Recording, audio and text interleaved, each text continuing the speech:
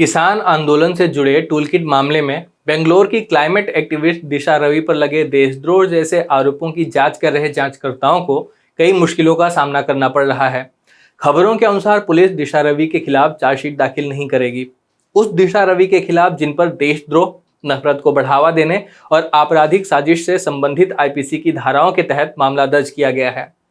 सूत्रों ने the Indian express को बताया है कि इस मामले में जांच कर रहे अधिकारियों ने गूगल और जूम से कुछ सवालों के जवाब मांगे थे, मगर दोनों में से किसी ने भी अब तो कोई जवाब नहीं दिए हैं। आपको बता दें कि किसानों के प्रदर्शन को लेकर सोशल मीडिया पर जारी टूलकिट में संलिप्तता के आरोप में इसी साल 13 फरवरी को दिशा रवि को गिरफ्तार किया गया था। ग्रेटा थनबर्ग के किसानों के समर्थन में ट्वीट करने के बाद यह पहली गिरफ्तारी थी। निचली अदालत ने 19 फरवरी को दिशा को इस मामले में 1 लाख के निजी मुचलके पर जमानत दे दी थी। कौन है दिशा रवि, जिन पर दिल्ली पुलिस ने इतने गंभीर आरोप तो लगा दिए, लेकिन अब उन्हें साबित नहीं कर पा रही है? तो आपको बता दें कि 23 साल की दिशा फ्राइडे फॉर फ्यूचर नाम के अभियान की फाउंडर हैं। क्लाइमेट चेंज जैसी समस्या पर ग्लोबल लीडर्स सही कदम उठाएं, इसको लेकर दबाव बनाने के लिए एक अंतर्राष्ट्रीय मुहिम के तहत स्कूली बच्चे हर शुक्रवार को क्लास अटेंड करने के बजाय विरोध प्रदर्शन करते हैं। इसी मुहिम के भारतीय संस्करण फ्राइडे फॉर फ्यूचर की फाउंडर हैं दिशा, जो बेंगलुरु बेस्ड एक्टिविस्ट हैं और अपनी ग्रेजुएशन माउंट कार्मल कॉलेज से पूरी कर चुकी हैं। दिशा ने फ्राइडे फॉर फ्यूचर की शुरुआत तब की थी जब 2018 में ग्रेटा थनबर्ग अपने भाषणों और अभियान के जरिए दुनिया भर में प्रसिद्धि उन्होंने हासिल कर चुकी थी। पर्यावरण संकट को मुख्यधारा में लाने वाले दुनिया के 4 इंपॉर्टेंट नॉन वाइट एक्टिविस्टों की लिस्ट में ब्रिटिश मैगजीन वोग ने दिशा को उनमें से एक माना था। न्यूज़ पोर्टलों समेत सोशल मीडिया पर दिशा नियमित रूप से कॉलम लिखती हैं और युवा और किशोर एक्टिविस्टों के लिए क्लाइमेट के मुद्दों पर फोरम का संचालन करती हैं। दिशा के एक्टिविस्ट बनने के पीछे वजह उनके परिवार का बाढ़ का शिकार होना बताया जाता है। दिशा का मानना है कि बाढ़, भारी बारिश से होने वाली तबाही के लिए सीधे तौर पर राजनीति जिम्मेदार है, क्योंकि वो ढीले कदम उठाती है। अब आइए जानते हैं कि दिशा रवि पर कौन से आरोप हैं। किसान आंदोलन के समर्थन में दुनिया भर में मशहूर क्लाइमेट एक्टिविस्ट ग्रेटा थनबर्ग ने एक टूलकिट ट्वीट की थी, जिसको लेकर भारत में काफी विवाद हो गया था। विवाद को बढ़ता देख ग्रेटा ने इसे डिलीट कर दिया था, हालांकि बाद में अपडेटेड टूलकिट को शेयर किया था। दिशा पर आरोप है कि ट्विटर पर ग्रेटा थनबर्ग ने जो टूलकिट शेयर की थी, दिशा ने उसे एडिट किया और सोशल मीडिया पर फॉरवर्ड किया। दिल्ली पुलिस बेंगलुरु गई और दिशा रवि को वहां से गिरफ्तार कर लिया और अपने साथ दिल्ली ले आई। यहाँ दिशा को कोर्ट के सामने पेश किया गया। कोर्ट ने दिशा को न्यायिक हिरासत में भेज दिया। इस मामले में 2 और नाम सामने आए थे, मुंबई की वकील निकिता जैकब और पर्यावरण से जुड़े मुद्दों पर काम करने वाले शांतनु मुलुक। इन तीनों से दिल्ली पुलिस ने पूछताछ की थी। दिल्ली की पटियाला कोर्ट में पुलिस ने कहा था कि भारत सरकार के खिलाफ एक बड़ी साजिश में कथित खालिस्तानी मूवमेंट की भूमिका को लेकर दिशा से पूछताछ करना जरूरी है।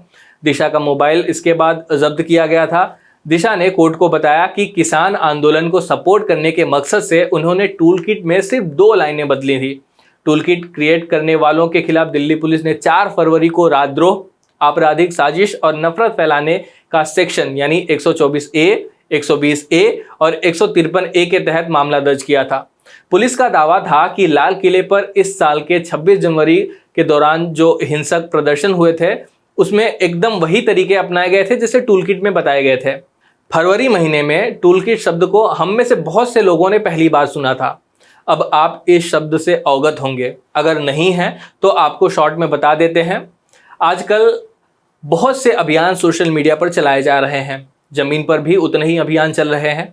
किसानों का आंदोलन हो या साइबर बुलिंग के खिलाफ अभियान या कोई और आंदोलन से जुड़े लोग कुछ एक्शन पॉइंट्स तैयार करते हैं, यानी कि कुछ ऐसी चीजें प्लान करते हैं जो आंदोलन को आगे बढ़ाने के लिए की जा सकती है। जिस डॉक्यूमेंट में इन एक्शन पॉइंट्स को दर्ज किया जाता है उसे ही टूलकिट कहते हैं।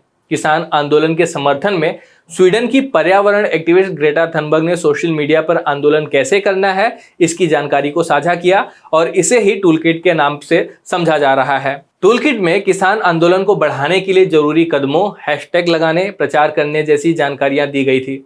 पुलिस ने आरोप लगाया था कि दिशा खालिस्तान समर्थकों के साथ टूलकिट तैयार कर रही थी। साथ ही वह भारत को बदनाम करने और किसानों के प्रदर्शन की आड़ में देश में अशांति पैदा करने की वैश्विक साजिश यानी ग्लोबल कॉन्स्पिरेसी का हिस्सा थी।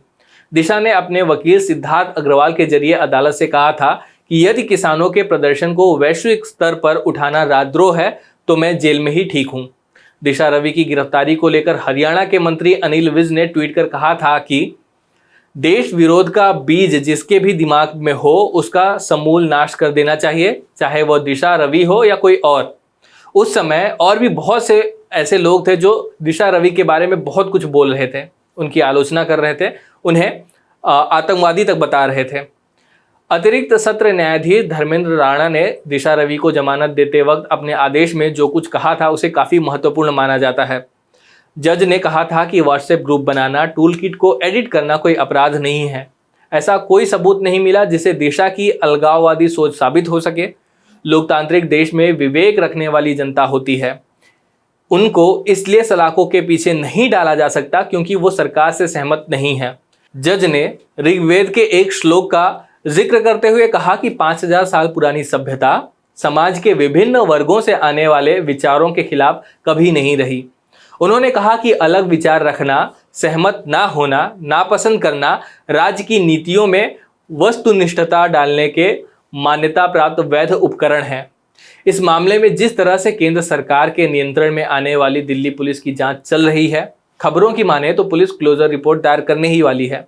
अगर ऐसा होता है तो इसे इस तरह से देखा जाएगा कि यह एक और ऐसा मामला था जहां केंद्र के अंतर्गत आने वाली एजेंसी का उपयोग सरकार के नीतियों के खिलाफ उठने वाली आवाज़ को दबाने के लिए किया गया। अगर विरोध में उठ रहे आवाज़ों को दबाने के लिए अंतर्राष्ट्रीय साजिश का आरोप लगाना एक नया चलन बन जाएगा तो आप सोच ही सकते हैं कि हमारे देश में लोकतंत्र की क्या दिशा होगी। यह था आज का हमारा वीडियो। धन्यवाद।